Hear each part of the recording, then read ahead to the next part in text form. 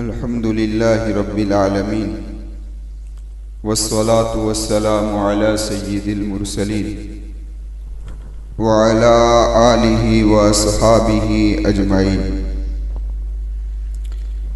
अऊज़ु बिल्लाहि मिनश शैतानिर रजीम। बिस्मिल्लाहिर रहमानिर रहीम।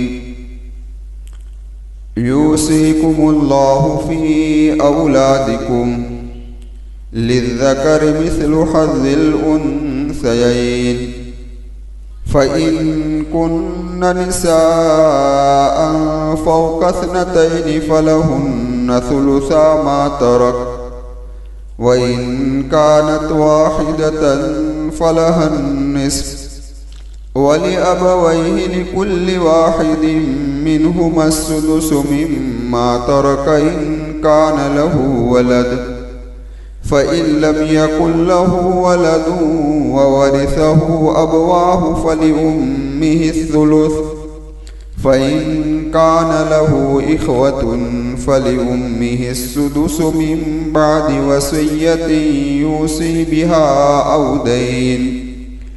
आबाउकुम व अबनाउकुम ला तदरून अय्युहुम अक़रबु लकुम नफ़अ फ़रीज़तम मिनल्लाह इन्नल्लाह कान अलीमन हकीमा। सदक़ल्लाहुल अज़ीम। मुअज़्ज़ज़ सामीन किराम और पर्दा नशीन ख़वातीन, गुज़श्ता रुकू के अंदर ये बात आप हजरात के सामने आई है कि विरासत का मदार अक़रब फल अक़रब है। यह मरने वाले के नज़दीक जितना जिसका ताल्लुक होगा उसका हक ज़्यादा विरासत के अंदर लगेगा।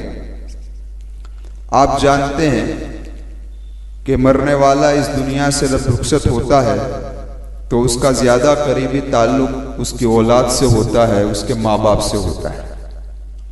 और ये ऐसे ताल्लुक है औलाद के और माँ बाप के कि जो बिला वास्ता है, जिसके अंदर कोई वास्ता नहीं, डायरेक्ट। इसके अलावा जितने ताल्लुकात है वो बिल वास्ता है, इनडायरेक्ट। इसलिए शरीयत ने कहीं भी विरासत के हिस्से में औलाद को महरूम नहीं किया है, न माँ बाप को। हर हालत में माँ बाप का हिस्सा लगता है, हर हालत में औलाद का हिस्सा लगता है। इसलिए कुरान करीम ने जब विरासत के अहकामात की इब्तिदा की तो सबसे पहले इन्हीं के हुकूक को और उन्हीं के हिस्से को बयान फरमाया और औलाद के हिस्से से इन अहकामात की शुरुआत की। अल्लाह तबारक व तआला फरमाते हैं कि यूसीकुमुल्लाहु फी औलादिकुम। अल्लाह तबारक व तआला तुम्हारी औलाद के बारे में तुम्हें हुक्म देता है। लेकिन जब अहकामात सुनाने थे तो जिस लफ्ज़ से इब्तिदा की वो यूसी से। किससे की भाई? यूसी से। क्योंकि इसके अंदर ताकीद पाई जाती है। क्या पाई जाती है? ताकीद पाई जाती है। यानी अल्लाह ये कहना चाहता है कि जो ये अहकामात बयान हो रहे हैं वो ताकीदी अहकामात है, उसमें गफलत मत बरतो। हम जो अब ये अहकामात तुमको सुनाएंगे कि फुला का इतना हिस्सा, फुला का इतना हिस्सा, फुला का इतना हिस्सा, तो उसमें तुम अपनी तरफ से कोई गड़बड़ मत करना। किसी को ज्यादा, किसी को कम, किसी को बिल्कुल नहीं, ये तुम्हारी तरफ से कुछ नहीं करना। यूसीकुमुल्लाह, मैं तुम्हें ताकीदी हुक्म दे रहा हूँ और इस हुक्म पर चलना तुम्हारे लिए लाज़िमी है और जरूरी है। अब अल्लाह तबारक व तआला ने हुक्म दिया। पहला हुक्म ये सुनाया कि लिज़्ज़करि मिस्लु हज़्ज़िल उन्सयैन। क्या मिलेगा? तो कि लड़के को दो लड़कियों के हिस्से के बकदर मिलेगा। क्या मिलेगा भाई? लड़के को दो लड़कियों के हिस्से के बकदर मिलेगा। अब यहाँ एक बात समझ लीजिए, पहले ही जुमले में अल्लाह तबारक व तआला ने वजाहत कर दी कि विरासत में लड़कों को भी मिलेगा और लड़कियों को भी मिलेगा। इसलिए ज़माना जाहिलियत की वो जो गंदी सोच का रद्द इब्तिदाई में कर दिया कि तुम ये समझते हो कि औरतों को हिस्सा नहीं मिलेगा। नहीं, औरतों को भी हिस्सा मिलेगा। फिर अल्लाह तबारक व ताला ने आगे और वजाहत फरमा दी कि भाई हिस्से किस तरीके से तकसीम होंगे। तो क्या मसलन मान लो कि दुनिया से जाने वाला जा रहा है, अभी बीवी को हम छोड़ देते हैं, अभी बीवी का कोई तस्कीरा हमारे अभी आज के सबक में है नहीं, मरने वाला इस दुनिया से जा रहा है और छोड़े हैं उसने अपनी औलाद, लड़कों को भी छोड़ा है और लड़कियों को भी छोड़ा है। लेकिन एक मिसाल समझाने के लिए मैं आपको दे रहा हूं कि एक लड़का छोड़ा और 2 लड़कियां छोड़ी। कितने? क्योंकि आज आपको थोड़ा तवज्जो देना पड़ेगा। एक लड़का छोड़ा और 2 लड़कियां छोड़ी, तो अब मिलकत के 4 हिस्से होंगे। कितने हिस्से होंगे? 4। 2 हिस्से लड़के को मिलेंगे जो एक लड़का है इसको, और एक एक हिस्सा दोनों लड़कियों को मिलेगा। तो जितना लड़की को मिला उससे डबल लड़के को मिल गया। समझ ये है लिज़्ज़करि मिस्लु हज़्ज़िल उन्सयैन। लेकिन हमारे यहाँ पर के चारा नामा बदी औरत बदी बेनू आ गई। हम यहाँ क्या करते हैं भाई? चारा नामा बदी बहनों आ गई, बस एक चौवन्नी निकाल दी और उसके अंदर सब बहनों को समझा दिया। ये गलत तरीका है, ये गलत तरीका है। दूसरा, कुरान करीम की बलागत देखें आप। कुरान करीम ने ये नहीं कहा कि लिल उन्सयैनी मिस्लु हज़्ज़िल ज़कर, ऐसा नहीं कहा। वरना कुरान ये भी कह सकता था, क्या कह सकता था कि भाई 2 लड़कियों को जो हिस्सा मिलेगा एक लड़के के बकदर, ऐसा नहीं कहा। लेकिन कुरान ने यह कहा कि एक लड़के को हिस्सा मिलेगा 2 लड़कियों के बकदर। ये क्यों ऐसा कहा? इस बिना पर कहा कि असल हिस्सा लड़कियों का करार दिया। असल हिस्सा किसका करार दिया? लड़कियों का करार दिया, और उसका एतबार करते हुए लड़के को हिस्सा दिया, ताकि तुम्हारे दिलों में लड़कियों के हिस्से की अहमियत पैदा हो कि असल लड़कियां है। असल क्या है? लड़कियां है। उसकी अहमियत पैदा करने के लिए अल्लाह तबारक व ताला ने लिज़्ज़करि मिस्लु हज़्ज़िल उन्सयैन कहा। अब इतनी बात आपको समझ में आ गई, तो अब हम आगे समझते हैं। आगे ये बात समझ लो कि अल्लाह तबारक व ताला ने मर्द को औरत पर क्या दी है भाई? तरजीह। और जब मर्द और औरत दोनों एक दर्जे के होते हैं तो उस वक्त मर्दों को तरजीह दी जाती है, यानी मर्दों को मीरास के अंदर औरत के मुकाबले में डबल दिया जाता है। समझ में आई बात? अब एक दर्जे से मुराद क्या है? तो कि एक दर्जे से मुराद ये बेटा बेटी एक दर्जा है, पोता पोती ये एक दर्जा है, भाई बहन ये एक दर्जा है। तो जो इतने सारे एक दर्जे में है, वहां जब भी विरासत तकसीम होगी तो लड़की के औरत के मुकाबले में मर्द को क्या मिलेगा? डबल मिलेगा। बस यही उसूल शोहर और बीवी का भी है। यही उसूल किसका है भाई? शोहर और बीवी का भी है। इसलिए ये मैं आपको इसलिए समझा रहा हूं कि लोग एतराज करते हैं। लोग क्या एतराज करते हैं कि ये कौन सा उसूल? औरत तो ज़ईफ है, कमजोर है, मर्द तो मजबूत है, सब कुछ है। तो होना तो ये चाहिए कि लड़की को जो हिस्सा मिले वो लड़के के बराबर मिलना चाहिए, या लड़के से भी ज्यादा मिलना चाहिए, क्योंकि ये तो कमजोर है। तो भाई ये फैसला मैंने क्या है, आपने क्या है कि अल्लाह ने किया है? तो अल्लाह ज्यादा जानता है कि मैं और आप ज्यादा जानते हैं? हमारी अकल नाकिस है, हमारी अकल क्या है? अधूरी है। इसलिए हमें ये लग रहा है कि औरत कमजोर है, उसको लड़के के बकदर देना चाहिए या लड़के से ज्यादा देना चाहिए। लेकिन अल्लाह हकीम है, अल्लाह हकीम है। आप जरा देखिए, सोचिए कि औरत जो है कमजोर जरूर है, लेकिन उसके ऊपर कमाने का बोझ है नहीं, कमाने का बोझ नहीं। शादी हो गई तो वो तो चली गई, कहाँ चली गई भाई? अपने ससुराल में। तो सारा नफका, उसका रहना, खाना पीना, लिबास सब किस पर आ गया? मर्द के पास आ गया, है ना, मर्द के ऊपर आ गया। एक बात। तो अब जरा देखिए दूसरा कि औरत को तो 2 तरफ से हिस्सा मिलता है। एक तो उसके माँ बाप में से भी हिस्सा मिलेगा और दूसरा उसको शोहर में से भी हिस्सा मिलेगा। तो जब ये दोनों हिस्से जमा हो जाएंगे तो इक्वल हो जाएगा ना, बराबरी हो जाएगी। तो आप ये कहेंगे कि ये तो शोहर को भी तो बीवी में से मिलता है, शोहर को भी तो बीवी में से मिलता है, लेकिन मेरे भाई शोहर को जो बीवी में से मिलता है बहुत कम ऐसा देखा कि बीवी मालदार हो और उसकी विरासत में से कुछ शोहर को मिल जाए। इल्ला माशाअल्लाह कुछ खुशनसीब ऐसे दामाद हो, समझ में आई बात, कि जिसके ससुर साहिब में माल हो और उनकी लॉटरी लग जाए तो ये अलग चीज है। बाकी तो बहुत कम ऐसा होता है कि बीवी के विरासत में से शोहर को मिलता है, नहीं मिलता हो तो बहुत नॉर्मल रकम मिलती होगी। तो इसलिए शरीयत ने औरत के हिस्से को क्या रखा भाई, कम रखा। अब जरा देखें कि और मर्द जो है वो जंग भी करता है, औरत जंग के मैदान में जाती नहीं है। सारे अमवाल की हिफाजत की जिम्मेदारी मर्दों की है, औरतों की नहीं हुआ करती। एक बात। दूसरी बात यह है कि खर्च जो है ज्यादातर मर्द को करना पड़ता है। औरत तो क्या है, तो कि भाई जब तक उसकी शादी नहीं हुई तो उसका खर्चा उठाने का है उसके बाप को। जब तक लड़की की शादी ना हो तो खर्चा कौन उठाएगा, उसका बाप। शादी हो गई तो अब इसके खर्चे का जिम्मेदार है उसका शोहर। शोहर मर गया तो अब उसके खर्चे का जिम्मेदार है उसकी औलाद। कौन है, उसकी औलाद। आज माँ को निकाल दिया जाता है, बाप को निकाल दिया जाता है ना, हाँ, लेकिन माँ है तो माँ के खर्चे की जिम्मेदारी किसकी है, औलाद।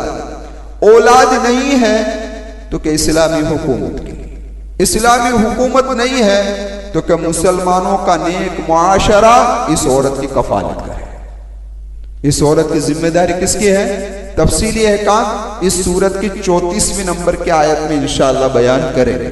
खैर, मैं अर्ज आपसे कर रहा था कि औरत के वहां कहीं ये चीजें आती नहीं, समझ में आई बात। घर पर बैठे बस और कुछ करें नहीं, समझ में आई। खैर, मैं अर्ज कर रहा था आपसे, इस बिना पर शरीयत ने कहा है कि मर्दों को डबल मिलेगा, औरतों को क्या मिलेगा भाई, सिंगल। अब इतनी बात समझ गए, इतना मसला। अब आगे से अब कुरान ये कह रहा है, फ़इन कुन्न निसान, मरने वाला इस हालत में इस दुनिया से जा रहा है कि उसकी कोई नरीना औलाद नहीं, नरिया नहीं, कोई लड़का नहीं। अभी बीवी का तस्कीरा नहीं हो, ये बात साफ रख लेना। लड़का है, सिर्फ लड़कियां ही है और कुछ है। अब लड़कियां कितनी है, तो क्या फौकसनतैन, 2 या 2 से ज्यादा, 2 या 2 से ज्यादा।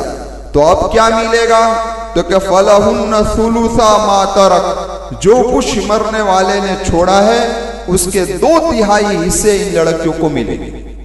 3 हिस्से किए जाएंगे, 2 हिस्से। 2 लड़कियां हो तब भी, 2 से ज्यादा लड़कियां हो तब भी, जो कुछ भी हो ये सारा के सारा 2 हिस्से, जितनी भी लड़कियां हो 2 हिस्सों में तकसीम कर दी जाएगी। एक हिस्सा बचेगा तो शरीयत के एतबार से जो दूसरे वारसदार होंगे जिनका हिस्सा लग रहा होगा वो एक हिस्से में इन सारों को दिया जाएगा, वरना 2 हिस्से के इन सारी लड़कियों को मिल जाएगा। खैर, अब कुरान कहता है वही कानत वाहिदत, मरने वाला इस दुनिया से रुखसत हुआ, कोई लड़का नहीं, कोई लड़का नहीं, सिर्फ एक ही लड़की और कुछ छोड़ के गया नहीं, लेकिन हकीकी लड़की होनी चाहिए। क्या, हकीकी लड़की। कुरान क्या कहता है, फलहन निस्फ, उसको आधा मिल जाएगा। कितना मिलेगा, हकीकी लड़की से मेरी मुराद यह है कि गोद में बिठाएली लड़की नहीं, समझ में आई बात। एक बात। दूसरी बात, फलहन निस्फ, उसको कितना मिलेगा, आधा हिस्सा मिल जाएगा। तो अब बचा कितना, दूसरा आधा बचा, आधा मिला, आधा बच गया। तो कि ये आधा है, शरीयत के एतबार से दूसरे वारसदार होंगे, उसमें तकसीम होगा। लेकिन अगर शरीयत के एतबार से कोई दूसरा वारसदार है ही नहीं तो ये आधा भी फिर इस लड़की को दे दिया जाएगा। टोटल माल की मालिक कौन बन गई है, लड़की बन जाएगी। कुरान कहता है आगे, कुरान ने कहा वली अब वही, अब यहां तक तो जो मसाइल थे वो सारे मसले थे औलाद। अब यहां से अल्लाह तबारक व ताला वालिदैन के हुकूक को बयान कर रहा है और फरमाया वली अबवैहि लिकुल्लि वाहिदिन मिनहुमुस सुदुसु मिम्मा तरक इन कान लहु वलद। फरमाया कि माँ बाप में से हर एक को छठा हिस्सा मिलेगा जो मरने वाला छोड़ गया है। यानी कोई आदमी इस दुनिया से रुखसत होगा, उसका कोई वारिसदार, उसके माँ बाप हयात है, माँ बाप हयात है, तो उसके माल में से 6 हिस्से किए जाएंगे। इन 6 हिस्से में से एक हिस्सा बाप को दिया जाएगा, फिर 6 हिस्से जो होंगे उनमें से एक हिस्सा इसकी माँ को दिया जाएगा। समझ में आई बात? यानी दोनों को छठा हिस्सा दे दिया जाएगा। अब कुरान ये कहता है कि इन कान लहू वलद, अगर उसके लिए औलाद हो तो। कौन? यानी मरने वाला जा रहा है, औलाद छोड़ रहा है। औलाद में चाहे लड़के हो चाहे लड़कियां हो, चाहे 1 हो 2 हो या 2 से भी ज्यादा हो, लेकिन साथ में माँ बाप भी हयात है और औलाद भी हयात है, तो फरमाया माँ बाप दोनों को छठा हिस्सा मिलेगा। लेकिन आज हमारे यहाँ क्या कमजोरी है कि हम देते नहीं। मुफ्ती साहब को मसला पूछने भी आएंगे तो ये तस्कीरा होगा ही नहीं कि मेरे माँ बाप हयात, सिर्फ ये कहेंगे मरने वाला मर गया है, मेरी इतनी बहनें, हम इतने भाई हैं, तो हमें क्या करना चाहिए? तो आप जो कहेंगे मुफ्ती साहब तो वही जवाब देंगे। आप बताएंगे कि भाई मेरे मरने वाले के माँ बाप भी हयात है, तो फिर मुफ्ती साहब इस एतबार से जवाब देंगे। समझ में आई बात? इसलिए विरासत के मसले के अंदर कोई बात छुपानी चाहिए नहीं, सब कुछ बयान कर देना चाहिए कि भाई मरने वाले का बाप हयात है, इसकी माँ हयात है, इसके इतने लड़के इतनी लड़कियां हैं, अब यहाँ इसके भाई को मिलेगा, बहन को मिलेगा, यह सब कुछ वजाहत कर देनी चाहिए। तो कुरान करीम ने कहा कि अगर औलाद है तो छठा देंगे। फ़इल्लम यकुल लहू वलद, लेकिन मरने वाला इस दुनिया से जा रहा है, माँ बाप है, माँ बाप है, लेकिन औलाद कुछ भी नहीं है, औलाद नहीं है। ववरिसहु अबवाहु फलिउम्मिहि सुलुस, तो फरमाया कि उसकी अम्मी को अब सुलुस, तीसरा हिस्सा मिलेगा। कितना हिस्सा मिलेगा? पहले सुलुस छठा हिस्सा था, अब 1/3 मिल जाएगा, डबल हो गया। समझ में आई बात? अब जो 2 बचा, 3 हिस्से अब हो गए, तो 1 हिस्सा तो अम्मी को मिल गया, अब जो 2 हिस्से बचे वो 2 हिस्से इसके अब्बा को मिल जाएंगे। किसको मिल जाएंगे? अब्बा को मिल जाएंगे, क्योंकि औलाद कोई छोड़ी बोड़ी इसने है नहीं, सारा माल उसके माँ बाप के अंदर चला जाएगा, 1 हिस्सा माँ को चला जाएगा, 2 हिस्सा बाप को चला। लेकिन अगर आगे एक मसला होगा, फ़इन कान लहू इख्वतुन, कुरान ये कहता है कि अगर मरने वाला इस दुनिया से गया, औलाद नहीं छोड़ी, माँ बाप है, लेकिन साथ में उसका भाई भी है। कौन है? उसका भाई हयात है। अब उसका जो भाई है वो 1 हो या 2 हो, जो कुछ भी हो, हकीकी भाई हो, यानी माँ बाप शरीक भाई, अल्लाती भाई हो, बाप 1 हो माँ अलग अलग हो, अखियाफी भाई हो, माँ 1 हो बाप अलग अलग हो, कोई भी सूरत हो, तो कुरान करीम ये कहता है कि फली उम्मी है सुदस, तो फिर उसकी माँ को छठा हिस्सा मिलेगा। कितना हिस्सा मिलेगा? पहले वाली बात पर फिर आ गया। समझ में आई बात? तो अब इसको छठा मिला। पहले क्या था? पहले तो मिलकर के 3 हिस्से करने के थे, 1 हिस्सा माँ को देने के, 2 हिस्से बाप को देने के थे, अब छठा। तो अब कुरान ये कहता है कि अब जो इसका 1 हिस्सा बच गया ना, वो हिस्सा इनके भाइयों में तकसीम नहीं होगा, जो उसके हकीकी भाई है, उसका अल्लाती भाई है, अखियाफी भाई है, उसमें तकसीम नहीं होगा। जो यहां से बचा भाई होने की निस्बत से मां के हिस्से में से, वो भी उसके बाप को मिल जाएगा। किसको मिल जाएगा? उसके बाप को मिल जाएगा। जमहूर मुफस्सिरीन का यही कहना है, जमहूर का कौल भी यही है। सिर्फ हजरत अब्दुल्लाह इब्न अब्बास रज़ियल्लाहु ताला अन्हुमा फरमाते हैं कि अब भाई होने की वजह से जो कुछ माँ के हिस्से में से कम किया गया है वो इन भाइयों को मिलेगा, वरना जमहूर ये कहते हैं कि ये हिस्सा भी इसके बाप को मिल जाएगा। अब आपको थोड़ी समझने में थोड़ा यूं तो होता होगा, इससे बेहतर है कि जब मसला पेश आए तो मुफ्ती साहब को पकड़ लेने का, बात हो गई खत्म, इसमें कहा भेजा दौड़ाने का गाय। खैर, अब कुरान कहता है मिन बादी वसीयतिन यूसी बिहा औ दैन। ये हमने जो मसाइल बयान किए ना, ये मसाइल वसीयत के बाद के हैं। किसके बाद के हैं? वसीयत और कर्जे की अदायगी के बाद के हैं। पहले तजहीज व तकफीन, फिर क्या भाई? फिर कर्जा, फिर वसीयत। इसके बाद ये सारे हिस्से तकसीम होंगे, इसके पहले ये हिस्से तकसीम होंगे नहीं। आगे फरमाया आबाउकुम व अबनाउकुम, तुम्हारे बाप और तुम्हारी माँ, तुम्हारी औलाद, ला तदरून अय्युहुम अक़रबु लकुम नफ़ा। क्या अंदाज है कुरान का। कुरान ये कह रहा है तुम नहीं जानते। कुरान क्या कह रहा है कि तुम नहीं जानते उनमें से कौन तुम्हारे लिए सबसे ज्यादा नफा रसा है कि जिससे तुम्हें फायदा पहुंच सकता है। ये तुम नहीं जानते। तुम्हारे माँ बाप से ज्यादा फायदा पहुंचेगा कि तुम्हारी औलाद से ज्यादा फायदा पहुंचेगा, ये तुम नहीं जानते। कौन जानता है? अल्लाह जानता है। कभी ऐसा होता है कि वो हकीकी औलाद से फायदा नहीं पहुंचता और भाइयों से फायदा पहुंच जाता। ऐसे भी बहुत से घर जहां औलादों से फायदा नहीं पहुंचता लेकिन भाई भाई की मदद कर देता है। कभी ऐसे भी घर है कि जहां औलाद से भी फायदा नहीं पहुंचता, भाइयों से भी फायदा नहीं पहुंचता, लेकिन दोस्त फायदा पहुंचा देते हैं। समझ में आई? तो ये अल्लाह जानता है, हम नहीं जानते। इसलिए तुम्हारी अकल से ये घोड़े हरगिज मत दौड़ाना। तुम्हारी अकल नाकिस है कि मेरे गुमान में इसको ज्यादा मिलना चाहिए था, इसको कम मिलना चाहिए था, क्योंकि ये मेरा, इससे मुझे फायदा पहुंचने की उम्मीद ज्यादा है। अरे भाई, तूने सोचा है कि इससे मुझे ज्यादा फायदा पहुंचेगा, लेकिन वक्त आने पर पता चलता है कि इंसान को जब जिससे ज्यादा उम्मीद होती है उससे कुछ फायदा पहुंचता नहीं है, और जिससे कुछ उम्मीद नहीं होती वहां से बहुत सारा फायदा पहुंच जाता है। और वक्त पर पता चलता है, वक्त सबको निखार कर क्या कर देती है? सामने ला देती है। तो कुरान करीम ने फरमाया ला तदरून अय्युहुम अक़रबु लकुम नफ़आ फरीज़तम मिनल्लाह। ये अल्लाह के मुकर्रर किए हुए हिस्से हैं। और याद रखो अल्लाह कौन है? तो कि इन्नल्लाह कान अलीमन हकीमा।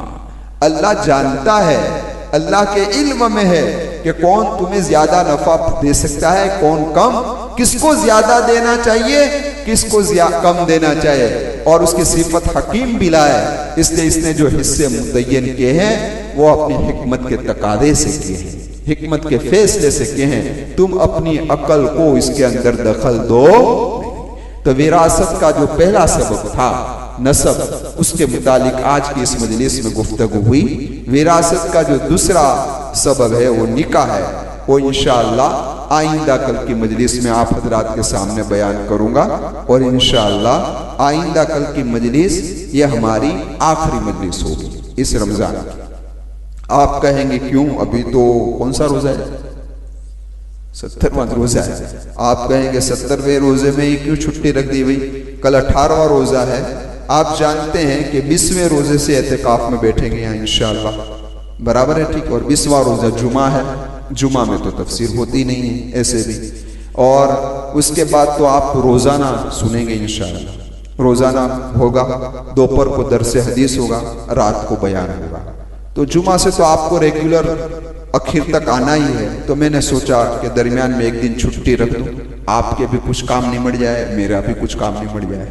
तो इसलिए जुमेरात को छुट्टी रखेंगे, कल इंशाअल्लाह आखिरी मजलिस करेंगे और इंशाअल्लाह उसके बाद दुआ करेंगे। अल्लाह होने वाली तफसीर को कबूल फरमा ले। अब जरा आप अंदाजा लगाओ कि इसको समझने में आपको दिक्कत होने लगी कि वो बराबर समझे। तो ये रुकू है ना, हाफिजों को भी पढ़ने में हार्ड पड़ता है ना। आप सब जो हमारे हाफिज साहब को पूछो, जब यूसी कुमुल्ला जिसके हिस्से में आते हैं तो यूं करता है कि क्या बराबर जहन बिठाता है, क्या समझ। तो इसको पढ़ने में भी, इस रुकू के पढ़ने में भी और उसको याद रखने में भी हाफिजों को भी कुछ यूं करना पड़ता है। जिस तरीके से आपको समझने में कुछ यूं करना पड़ा ना, इस तरीके से। खैर, अल्लाह तबारक व तआला हमें सही तरीके से विरासत को तकसीम करने की तौफीक अता फरमाए। और हम ये दुआ करें तो हम तो चले जाएंगे, बराबर फिर हमारी विरासत तकसीम कौन करेगा? हमारी औलादें करेंगी। कौन करेंगे? हमारी औलादें। अभी से दुआ करें, ए अल्लाह मैं इस दुनिया से जब भी रुखसत हूँ और मेरी विरासत की तकसीम की बारी आए तो हर हक वाले को उसका हक मिल जाए, हर हक वाले को उसका हक मिल जाए। मेरी लड़कियों का हक लगता हो जितना उसको उतना मिल जाए, मेरे लड़कों को जितना मिलने वाला उसको मिल जाए। अगर मेरे माल में से किसी और का भी हक लग रहा हो, मेरे भाई बहन का, तो उसको भी मिल जाए। क्योंकि मरने वाला जाता है तो कोई लड़के लड़कियां छोड़ के जाता है, कोई बगैर छोड़े जाता है। इस एतबार से हिस्से अलग अलग होते हैं। खैर, अल्लाह हर एक का हक हर एक को पहुंचा दे, और हमारे दिन में भी जिसका हक है अल्लाह मौत से पहले पहले पहुंचाने की हमें तौफीक अता फरमाए। आमीन व आखिरु दावाना अनिल हम्दुलिल्लाहि रब्बिल आलमीन। सुब्हानल्लाहि व बिहम्दिही, सुब्हानकल्लाहुम्मा व बिहम्दिका, व नशहदु अल्ला इलाहा इल्ला अंता नस्तगफिरुका व नतूबु इलैक बिरहमतिका या अरहम।